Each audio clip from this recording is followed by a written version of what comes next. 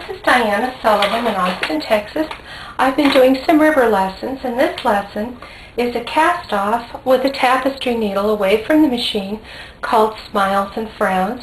I have already knitted about 20 rows of knit 1, purl 1 ribbing, and I've cut the yarn so that I have about 3 times the width of the needles to sew with. And I'm just using a latch tool to pull that yarn between the beds.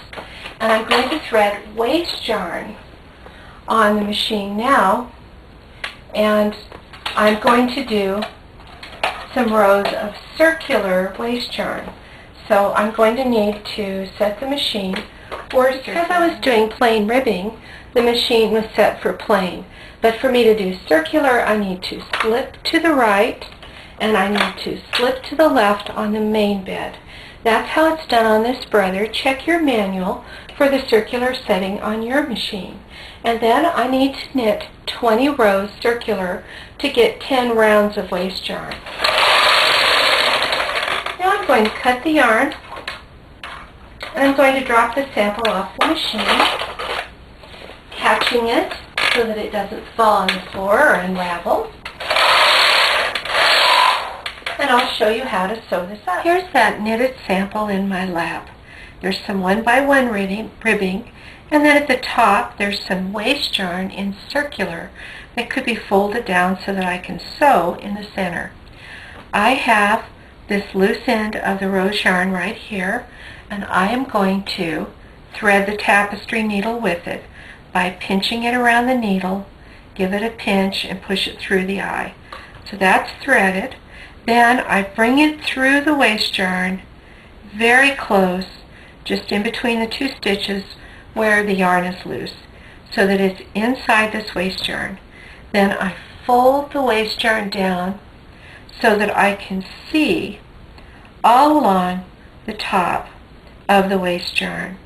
I want to sew in the stitches that are outside this little rim of purple waste yarn.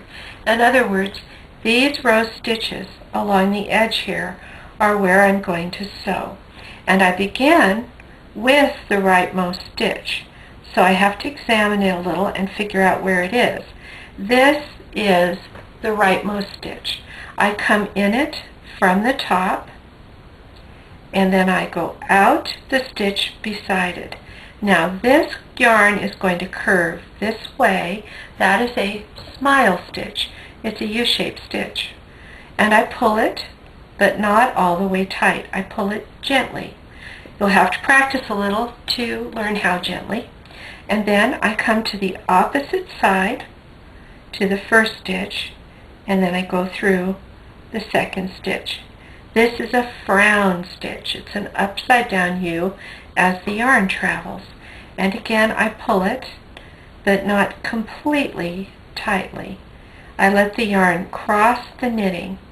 Every stitch involves going to the other side. So this stitch was on this side, this stitch will be on this side. I go in exactly where I came out, taking care not to split the yarn, and then I come out in the next clean stitch. This is another smile stitch because the yarn bends in a smile shape. Don't pull it all the way tight. Now I take a frown stitch on this side,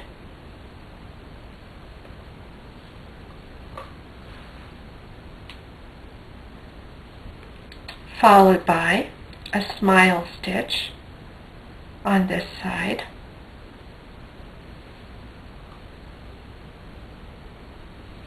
and now go in where I came out. It's always go in where you came out and then use a new stitch. Frown stitch on this side. The frown stitches are closer to my face and the smile stitches are away from me. So here's the next smile stitch, and here's the next frown stitch in the U spot and out the new spot. I'm going to do that on a cross so that I can show how that turns out. When I get to the other side, it looks like this, and I just draw the needle through the waste yarn to make it easier to take the waste yarn off. And then I unravel the waste yarn and discard it. Here's how my finished cast-off looks. It's a rolled edge. It looks the same on the front and the back. And here's how the cast-on looks. You can see that the cast-on and the cast-off very nearly are an exact match. So you can use this cast-off in situations where you need the cast-on and cast-off to look alike. This is a stretchy elastic edge. It's easy to do with just a little practice. And I have one more sample that I want to show. Here's the sample that I just did, and here's the edge that was the Smiles and Frowns cast-off. And here's another sample that I did where I used a contrasting color for the Smiles and Frowns cast-off so that you can see how that looks. So that's how to do the Smiles and Frowns ribber cast-off.